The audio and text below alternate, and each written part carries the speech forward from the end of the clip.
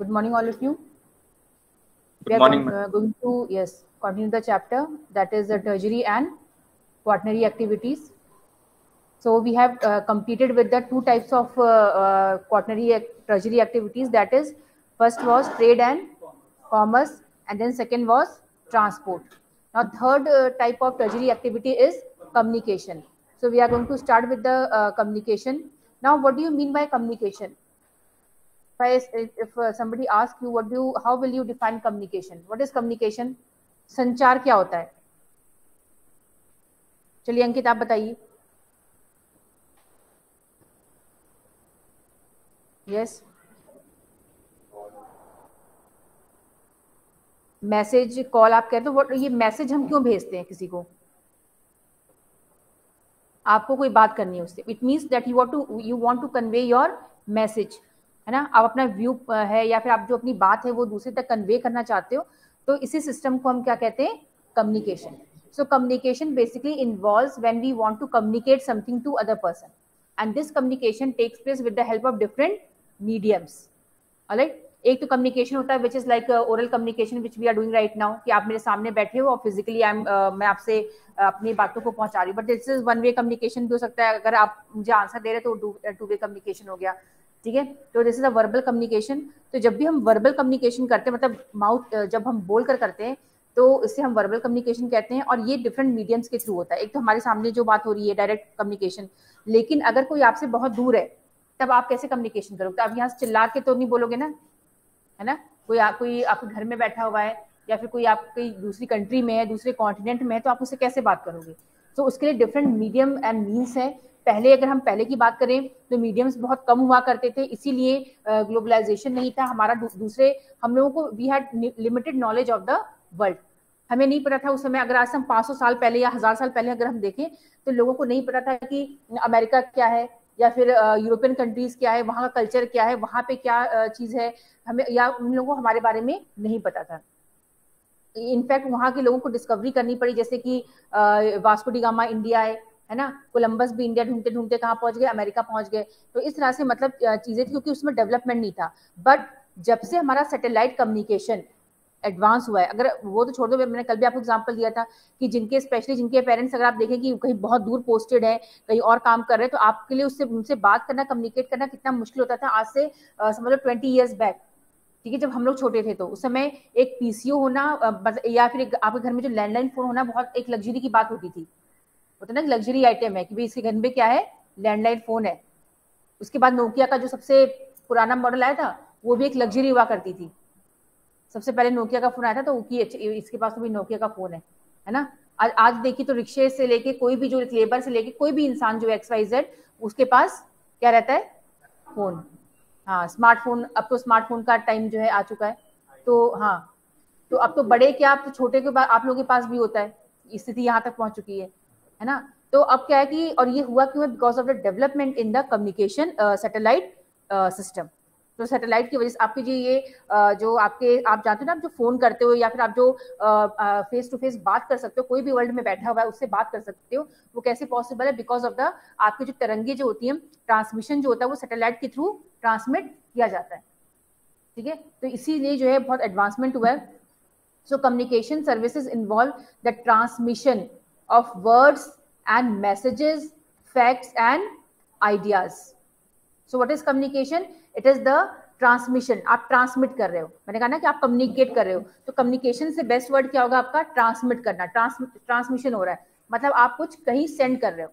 ठीक है, और और इस समय ट्रांसमिशन जो है बहुत ही फास्ट हो चुका है. लेकिन पहले के टाइम में जैसे मैंने आपको बताया, आपने सुना होगा कि अंतरदेशी, देखिए कभी किसी ने जो आप लेटर लिखते हो, है ना, अगर आपको कहीं किसी से मान लो कुछ आपको कुछ प्रॉब्लम है या कोई शादी की बात है, तो भी आप अगर लिख के भेजोगे ना तो 1-1 महीने लग जाते थे उस आदमी तक पहुंचने में, जहां तक पहुंचना है. तब तक सारा काम हो जाता था, है ना. और सबसे फास्टेस्ट उस समय मालूम क्या था? टेलीग्राम, है ना. और टेलीग्राम में 1-1 वर्ड के पैसे लगते थे.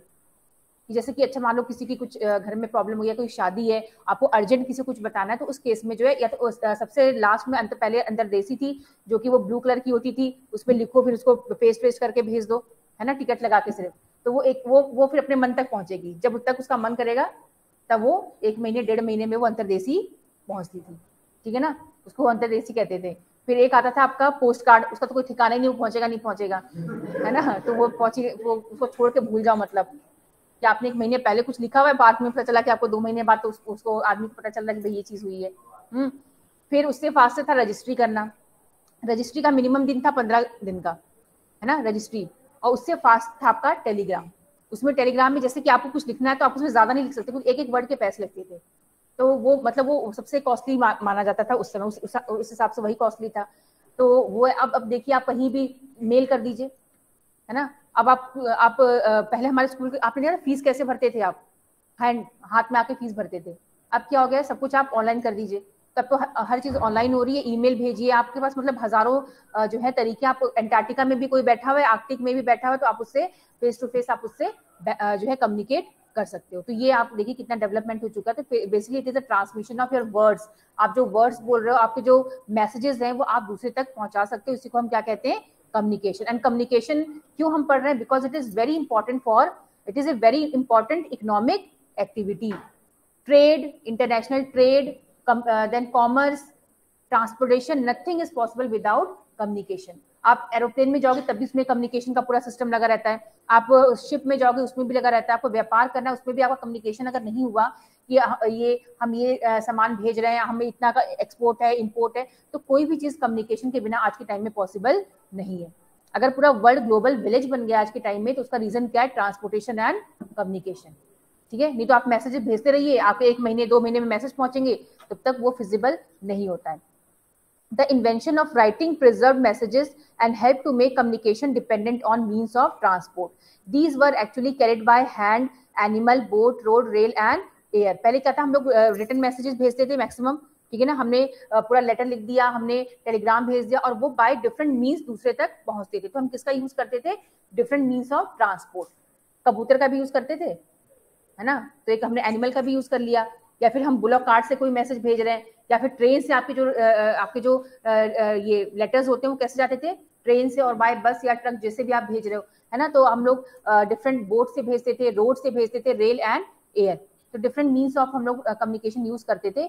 That is why all forms of transport are also refer to as lines of communication. Basically communication का मतलब समझ रहे हो ना, जब हम एक पॉइंट से दूसरी जगह पे अपनी बातों को पहुंचाते हैं, और उसे पहुंचाने का काम कौन करता था, डिफरेंट मोड्स ऑफ ट्रांसपोर्ट।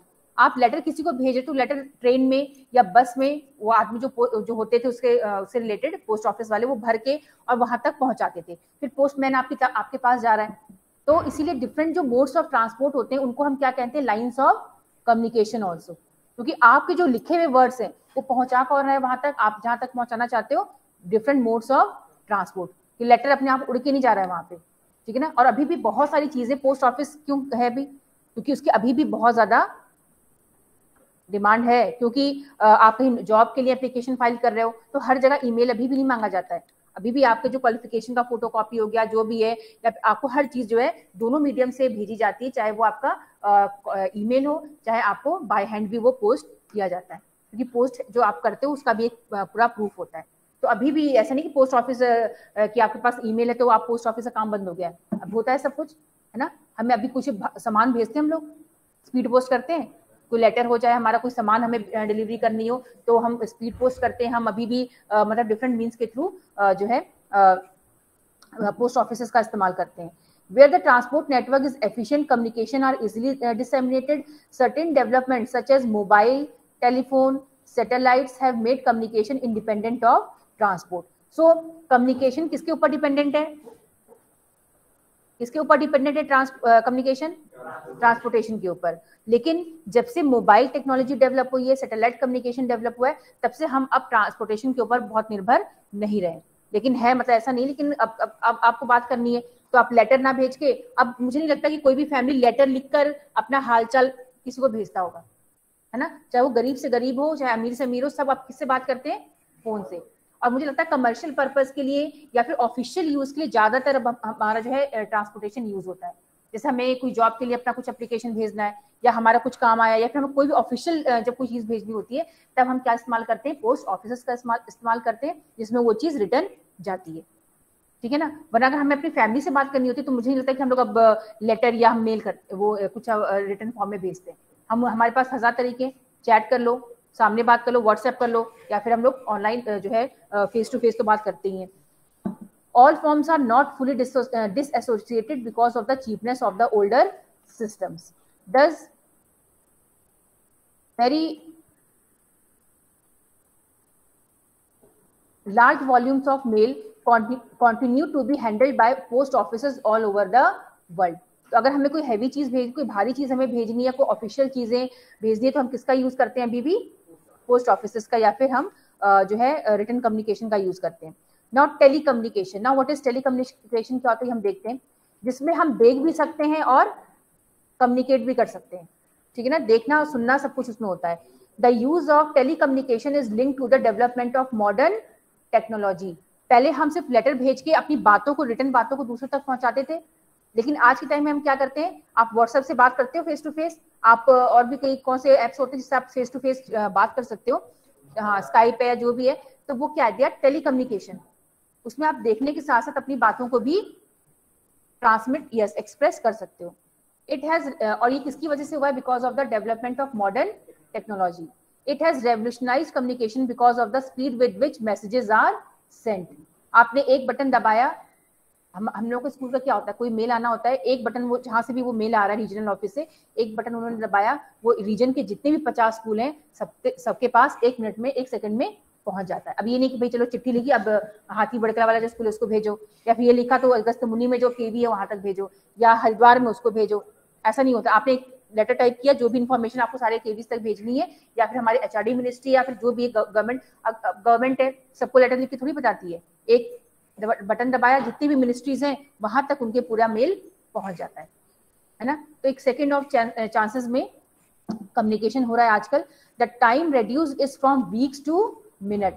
अब पहले लोग एक महीना लगता था कम्युनिकेशन करने में, फिर वो हफ्ते में बदला, अब किसमें हो गया है? With in second. ठीक है. Besides, the recent advancements like mobile telephony have made communication direct and instantaneous at any time and from anywhere. The telegraph, Morse of code and telefax have almost become things of the past. और आपको पता है कि just few years back Telegram को क्या कर दिया गया है? बंद कर दिया गया. सुना ना आपने, न्यूज में सुना था? टेलीग्राम जो कि हमारी बहुत एंशियंट, मतलब एंशियंट का मतलब जो बहुत पुरानी सर्विस थी हमारी, जिससे हम बहुत जल्दी इंफॉर्मेशन पहुंचाते थे, उसे क्या कर दिया गया? बंद कर दिया गया. वो अपने आप में एक बहुत इमोशनल एक वो था कि मतलब एक बहुत पुरानी चीज जिससे हम कम्युनिकेट करते थे, उसको बंद कर दिया गया. Radio, television also help to relay news, pictures, telephone calls to vast audience around the world and hence they are called mass media. Mass media क्या होता है? When communication takes place single time at the moment with millions of people. ठीक है.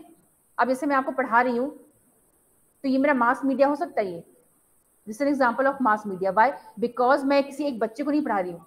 एक तो जो class में बच्चे हैं उनको तो मैं पढ़ाई रही हूँ, साथ ही साथ जो मेरे ऑनलाइन के बच्चे हैं वो भी इसमें ऐड हो रखे, और वो तो हमने रिस्ट्रिक्शन लगा रखा है. ये तो अगर हम इसे ओपन कर दें तो ये कितने भी बच्चे इसमें ऐड हो सकते हैं. जो भी हमारा लिंक अगर जिस तक पहुंच गया वो इसमें ऐड हो सकता है, लेकिन वो अभी नहीं हो सकता क्योंकि हमने रिस्ट्रिक्शन लगा रखा है, क्योंकि 42 हमारे बच्चे हैं तो सिर्फ वही क्लास ज्वाइन कर सकते हैं. लेकिन जब हमारी गूगल मीट हम ऐसे एक नॉर्मल लिंक भेजते तो उससे हर कोई भी ज्वाइन हो सकता है ना. So that is the example of mass media. But मैं आपको सिंपल एग्जाम्पल देती हूँ. Like radio. रेडियो में क्या होता है? आप कोई भी प्रोग्राम आता है तो, या टीवी में प्रोग्राम आता है तो कि एक फैमिली के लिए होता है क्या? उसे इंडिया से लेके पूरे वर्ल्ड में कोई भी उसको देख सकता है.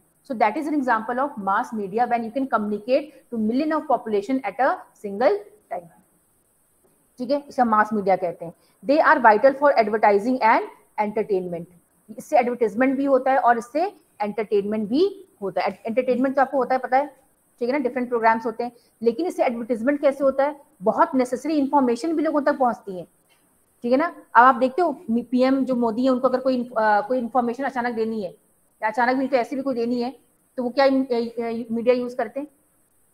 टीवी पर आते हैं, तुरंत मीडिया में पूरी रिपोर्ट फैल जाती है, जो पीएमओ ऑफिस से पूरा भेज देता है कि भाई आज इतने टाइम पर पीएम मोदी इंडिया को एड्रेस करेंगे, है ना. तो वो पूरे न्यूज चैनल में आ जाता है और सब पब्लिक जो है वो उसको देख लेती है. तो आप देखिए कि मतलब कैसे with in fraction of time आप मतलब कोई भी अर्जेंसी का टाइम है, जैसे आपने देखा कोविड के टाइम उनको लॉकडाउन करना था तो उन्होंने तुरंत मैसेज भिजवा दिया पूरी मीडिया में, तो मीडिया ने उसको पूरा लोगों तक पहुंचा दिया कितने बजे पीएम मोदी जो है एड्रेस करेंगे, तो वो पूरी पब्लिक ने देखा, उनको समझ में आ गया कि 21 दिन का लॉकडाउन लगने वाला है। सो ये इसका बेनिफिट होता है। पॉपुलेशन इंक्रीज हो रहा है, अब आपको पॉपुलराइज करना है लोगों के बीच में कि भाई पॉपुलेशन कम करो, तो वो आप कैसे करोगे? एक एक कान में जाके तो बोलोगे नहीं कि भाई पॉपुलेशन कंट्रोल करो, फिर आप क्या करोगे? मीडिया में एडवर्टाइज करोगे, और वो मीडिया का क्या हो गया आपका, चाहे रेडियो है, चाहे वो टेलीविजन है या फिर न्यूज़पेपर है, क्योंकि वो सारी पब्लिक तक पहुंच रहा है। Newspapers are able to cover events in all corners of the world. Satellite communication relays information of the earth and from space.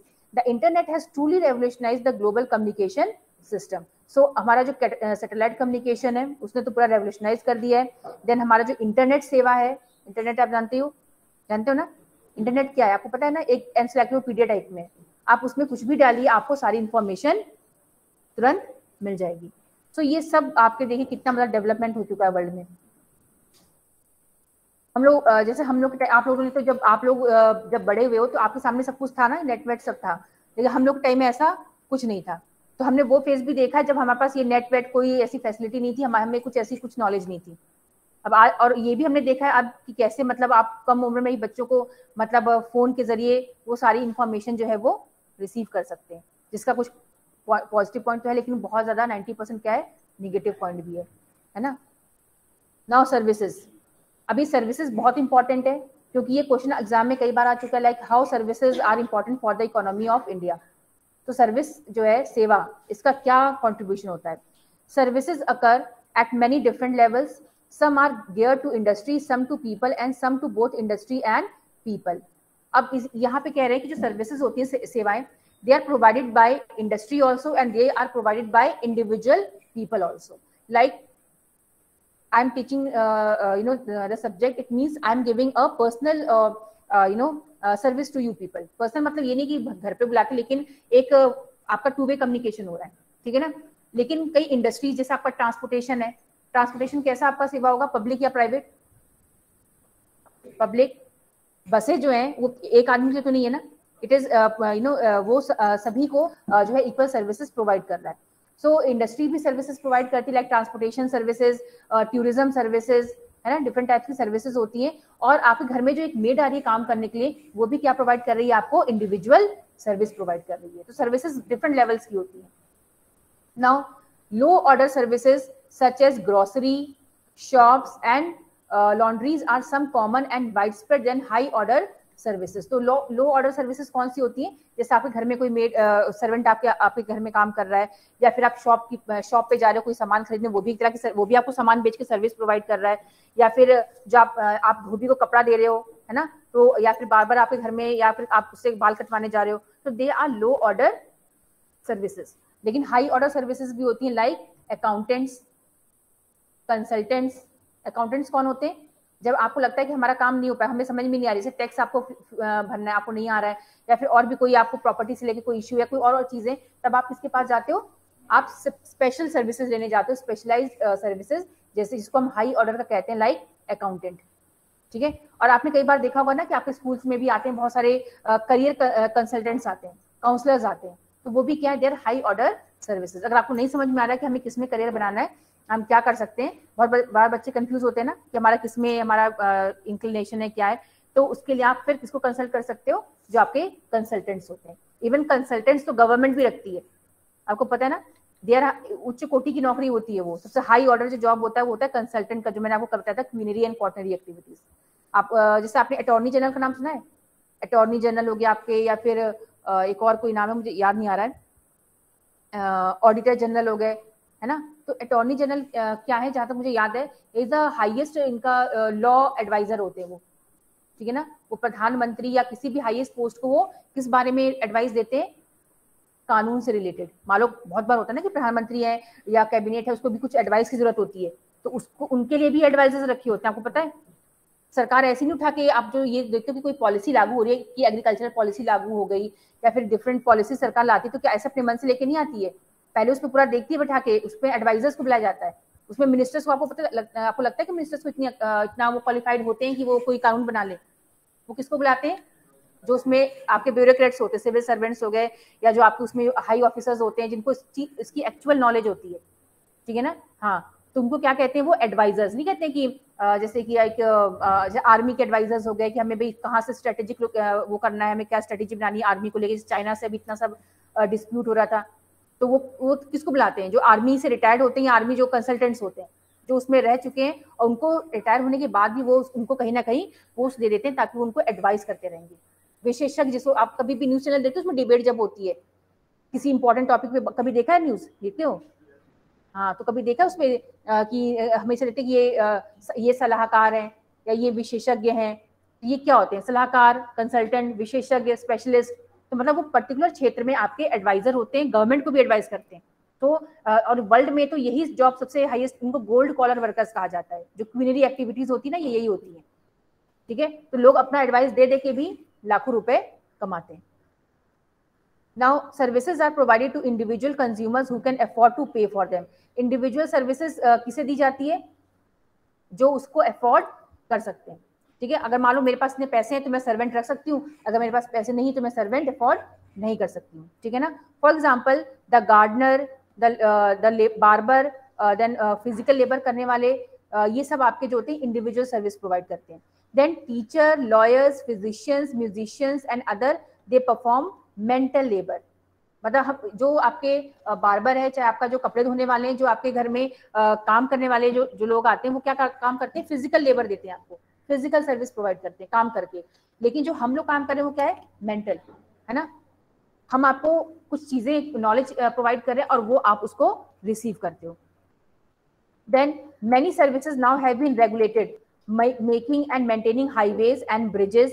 अब कुछ सर्विसेज जो है उसे सरकार ने अपने कंट्रोल में रखा हुआ, लाइक हाईवे बनाना, है ना, जो आप सुनते हैं ना, अंतरराष्ट्रीय हाईवे हैं, चाहे आपके नेशनल और स्टेट हाईवेज हैं, या ब्रिज बनाना कहीं, या फायर फाइटिंग डिपार्टमेंट्स हैं, या सप्लाई और supervising the education and customer care. ये इंपॉर्टेंट सर्विसेज हैं जिसे कौन मैनेज करता है? गवर्नमेंट या फिर प्राइवेट कंपनी, क्योंकि भी इंडिविजुअल की बस की बात नहीं है, ठीक है ना। अब आपने नौकर तो अपने मेड रख लिया या सर्वेंट रख लिया अपने घर में काम करने के लिए, लेकिन कम्युनिकेशन से रिलेटेड, ट्रांसपोर्टेशन से रिलेटेड, रोड से रिलेटेड, ये सब क्या आप इंडिविजुअली आप कर सकते हो? नहीं। तो फिर हमें कोई ऐसी अथॉरिटी चाहिए होती है जो ये सारे काम को क्या करे? मैनेज करे। अब पूरे भारत में सड़कें कौन बनवाता है? Government, under by with the help of PWD, ठीक है ना। देन कम्युनिकेशन का काम कौन करता है? आप जो ये मोबाइल सब यूज कर रहे हो, नेटवर्क जगह जगह आप देखो कौन करता है? Different companies. और वो company other they can be private companies like Reliance Jio, है ना, वोडाफोन है, आपका एयरटेल, ही सब क्या प्राइवेट कंपनीज है। तो कम्युनिकेशन का मैक्सिमम सरकार ने मना नहीं किया, जिसमें आपको कहा था कि हमारी इकोनॉमी ओपन है, कोई भी बाहरी कंपनी भी आके इंडिया में इन्वेस्ट कर सकती है।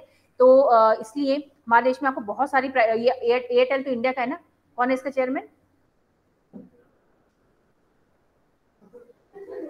नहीं, ये नहीं है, पंकज नहीं हुए अभी तक, कुछ इनका नाम है भारती करके नाम है, नाम याद नहीं आ रहा। एयरटेल इतना यूज करते हो एटलीस्ट पता होना चाहिए कि कौन इसका वो है ओनर।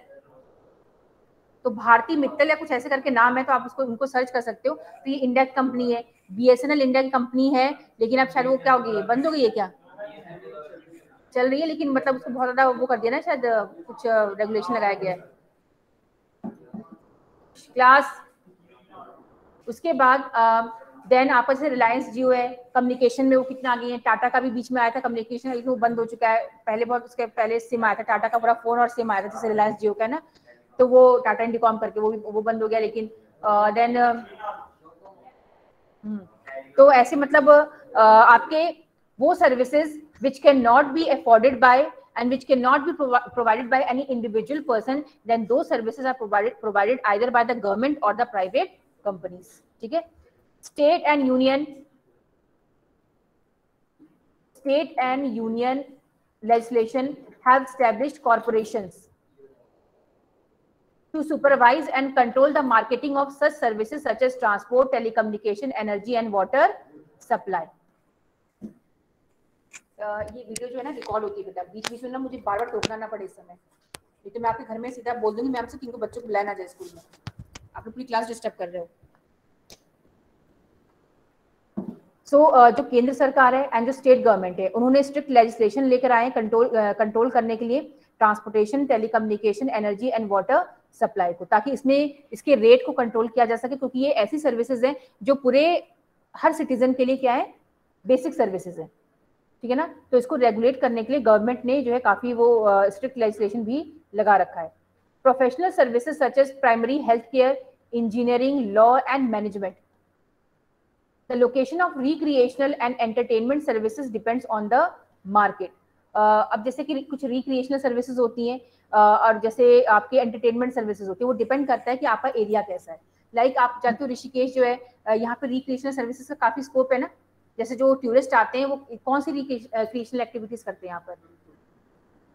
बंजी जंपिंग करते हैं, देन राफ्टिंग करते हैं ना। तो ये सब क्या है? They are the recreational activities.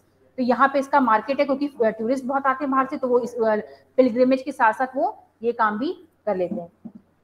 Then multiplexes and restaurants might find location within or near the CBD, Central Business District, whereas a golf course would choose a site where land costs are lower than the Central Business District.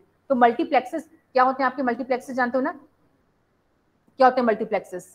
Cinema hall जानते हो ना, जिसमें एक साथ बहुत सारी movies लगती है, उसको मल्टीप्लेक्सेस कहते हैं। सो मल्टीप्लेक्सेस और जो हाई फाई रेस्टोरेंट्स होते हैं वो आपको क्या गांव के एरिया में मिलेंगे? सीबीडी में मिलते हैं। सीबीडी क्या होता है? सेंट्रल बिजनेस डिस्ट्रिक्ट, जहाँ पे जैसे कि हर सिटी का एक कोर एरिया होता है, जहाँ पे काफी हर हाई पॉश एरिया जिसे कहते हैं हम लोग, ठीक है ना। जैसे आप देहरादून जाएंगे तो वहाँ का पॉश एरिया कुछ ना, आपने कौन सा पॉश एरिया समझते हो? जो हाई फाई एरियाज होते हैं वहाँ के, आप क्लेमेंट टाउन आप कह लीजिए, या फिर जहाँ पे मॉल है एक पैसिफिक मॉल, वहाँ का एरिया कह लीजिए आप। कौन सा रोड है वो? अब मुझे इतना पता नहीं, वहाँ की जो भी सड़कें, मतलब किसी भी स्टेट में या किसी भी सिटी में एक मेन एरिया होता है जो कि कमर्शियली बहुत ही क्या होता है, इंपॉर्टेंट होता है। वहाँ पे इंपॉर्टेंट ऑफिसेज होते हैं, इंपॉर्टेंट वहाँ पे आपके जो है बिजनेस आउटलेट्स होते हैं, इंपॉर्टेंट आपके मॉल्स होंगे, तो वो आपका मेन एरिया होता है। तो वहीं पे आपको हाई जो आपके रेस्टोरेंट्स हैं या फिर जो आपके मल्टीप्लेक्सेस हैं, आपको वहीं पर देखने को मिलेंगे।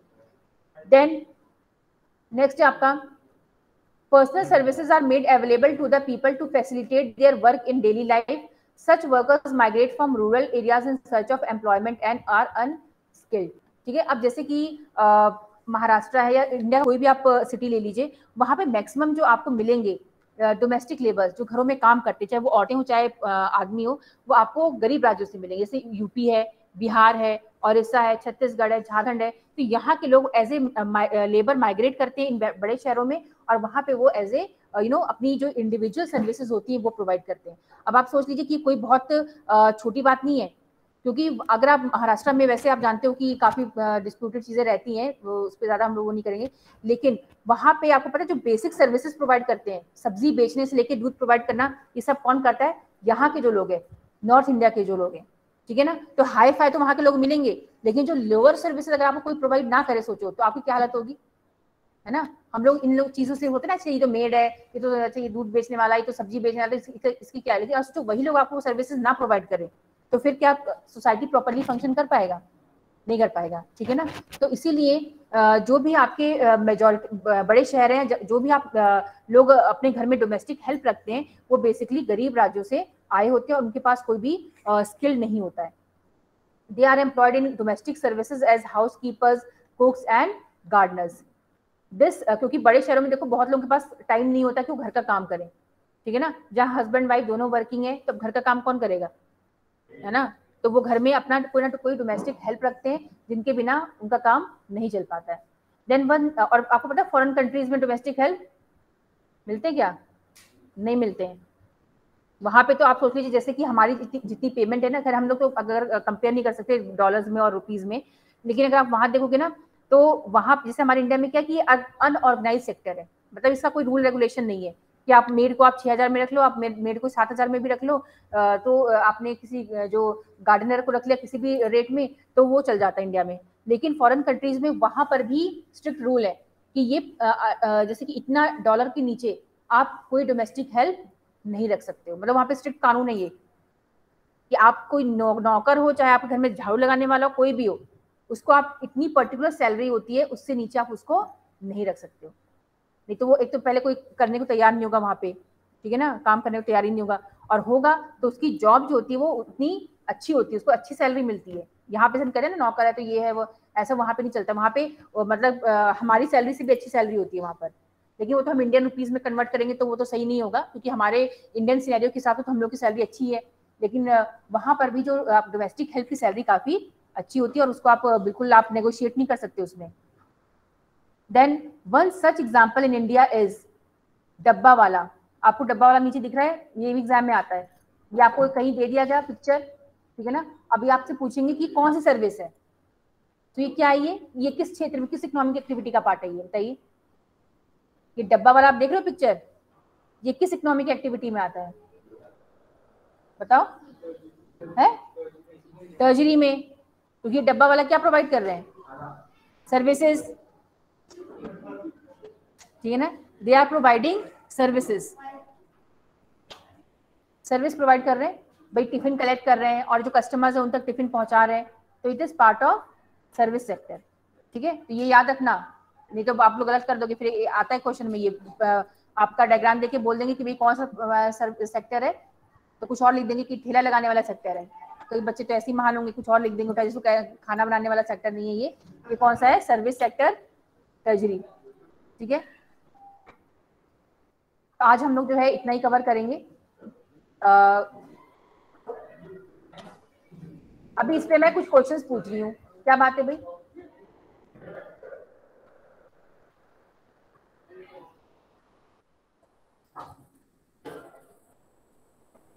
तो अंकित नेगी आप खड़े हो जाइए। राहुल,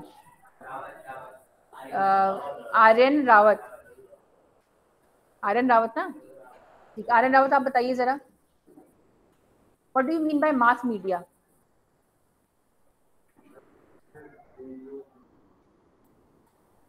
हाँ तो रेडियो है, आता है, टीवी आता है, इसका मतलब क्या है।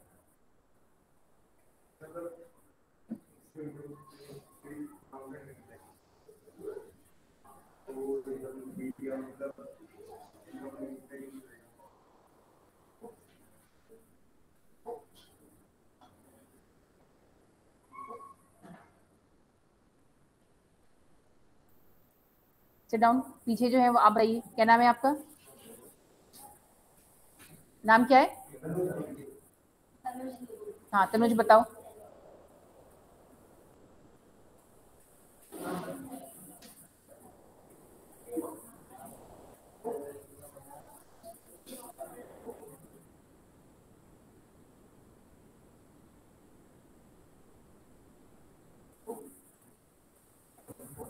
हाँ बताओ। Yes very good. तो प्रियांशु ना, पंकज, पंकज से आंसर दिया है कि when communicate to million population at a single time at once is known as mass media, ठीक है। आप खड़े होइए जरा, जो बैग लेके खड़े हैं, बैग लेके बैठे, स्टैंड अप। हाँ बताइए, मास मीडिया के दो एग्जाम्पल दीजिए। ओके, ठीक है, बैठ जाइए।